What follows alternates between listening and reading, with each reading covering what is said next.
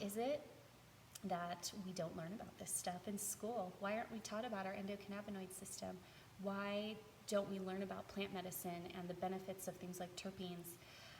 Well, it's a much bigger conversation, and again, I would invite you to check out the free book. I discuss in detail the timeline of the war on drugs, or the war on plants as I call it. There is a very long history of prohibition towards natural things that can really help people that essentially the pharmaceutical companies aren't going to profit off of. So that's one thing. There's big pharma, and this system of medications and prescription meds has truly become a beast in our culture. I'm extremely passionate about getting the word out about plant medicine just because of this. These drugs are just riddled with side effects often. They're not helpful in the long term. They don't actually heal you. They're just masking your symptoms temporarily and causing, again, these like horrible side effects. You can even die from opiates, for example. So that's one thing. And I do want to point out our first responders, our frontline workers, our doctors, our nurses, you guys are amazing. You are so incredible, and I know that most of you got into it in the first place because you have a heart for helping people, and that's why you're doing it.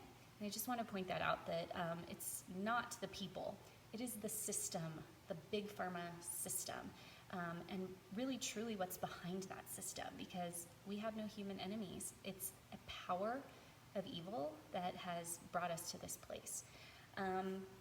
Additionally, people don't often think about this, but a lot of prisons are privately owned.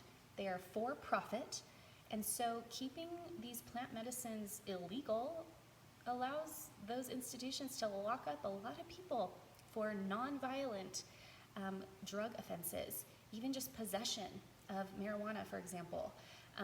Now this is changing, finally, praise God, and I will kind of get into that in another video about current news and updates about what's going on. But this is another reason that we're not taught this stuff. Ultimately, it's about money, unfortunately, and so those are just some things to keep in mind.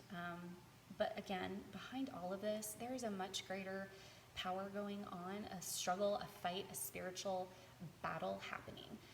Satan came to kill, steal, and destroy. His whole mission is to take souls out of this world, or to steal away our time or destroy our lives while we're here. And so I really believe that. I really believe that. And that's important that I just share that with you from my heart to yours.